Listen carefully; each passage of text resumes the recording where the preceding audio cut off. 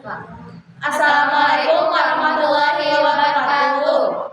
Kami dari kelompok 7, saya Febi Fitriani Rahayu. Saya Sivia Putri Kirana. Saya Agnia Zakia. Kami akan mempresentasikan tentang hubungan termodinamika dengan perubahan iklim.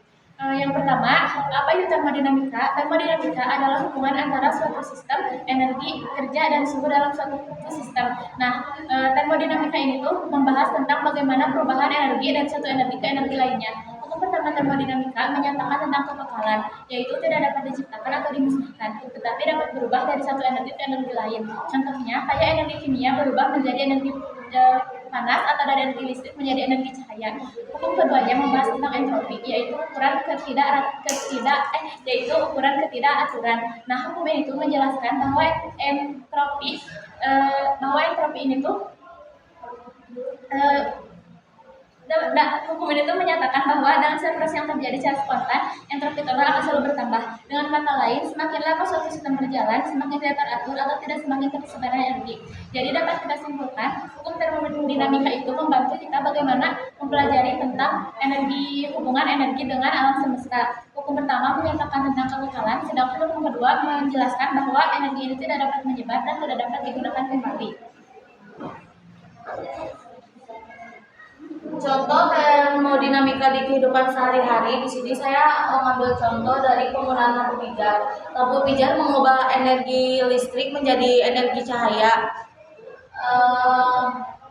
Lampu pijar juga memerlukan energi yang lebih banyak dibandingkan lampu LED karena menurut hukum termodinamika 1, energi listrik pada lampu pijar tidak hilang, tetapi energi listrik pada lampu pijar itu berubah menjadi cahaya dan panas. Oke, sekarang kalian tahu nggak sih sebagian besar energi listrik yang dihasilkan pembangkit listrik itu berbahan dasar fosil, di mana fosil ini contohnya seperti batu bara, minyak bumi, dan lain sebagainya. Mari kita hubungkan dengan penggunaan lampu pijar, karena seperti yang kita ketahui, lampu pijar ini menggunakan energi yang lebih besar. Otomatis ketika penggunaan energi lebih besar, maka bahan bakar fosil yang terbakar juga akan semakin banyak. Ketika bahan bakar fosil yang terbakar semakin banyak, bahan bakar fosil ini merupakan pensuplai gas karbon dioksida atau CO2 di bumi. Ketika gas CO2 atau salah satu senyawa yang menyebabkan meningkatnya suhu permukaan bumi atau yang sering kita sebut pemanasan global, yang akan mengakibatkan banyak sekali dampak-dampak negatif khususnya pada perubahan iklim. Selain pada perubahan iklim, dampaknya pada bumi kita adalah seperti mencairnya es di kutub utara, meningkatnya permukaan air laut, dan meningkatnya suhu di permukaan bumi, dan banyak lagi.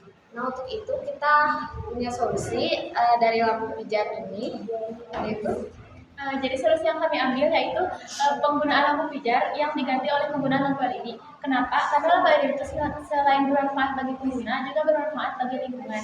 Nah, lampu LED itu lebih murah, terus listriknya tuh sedikit, itu lebih rendah dipakainya, dan jangka panjang gitu. Jadi lebih lama gitu usianya. Nah, lampu LED itu selain bisa bermanfaat bagi pengguna, juga dapat mengurangi gas karbon dioksida. Kenapa? Karena semakin banyak yang menggunakan lampu LED, maka penggunaan lampu pijar pun semakin sedikit. Terus juga lampu LED ini tuh dapat membantu kepada perubahan iklim, karena yang tadi itu yang pengurangan gas karbon dioksida karena lampu pijar. Jadi itu hubungannya. Oke, jadi kesimpulan dari materi kali ini yaitu termodinamika dan perubahan iklim itu sangat amat berhubungan. Walaupun contoh yang kita ambil adalah contoh kecil, yaitu penggunaan lampu pijar, apabila penggunaan ini secara berkelanjutan dan digunakan di banyak tempat, pasti akan menyebabkan banyak perubahan iklim di bumi ini. Lalu tadi untuk solusinya kita bisa menggunakan lampu LED untuk yang ramah lingkungan dan dapat menghemat energi agar tidak banyak bahan bakar fosil yang terbakar dan tidak menghasilkan gas karbon CO2. Sekian presentasi dari kami. Mohon maaf bila ada kesalahan. Wassalamualaikum warahmatullahi wabarakatuh. Waalaikumsalam warahmatullahi wabarakatuh.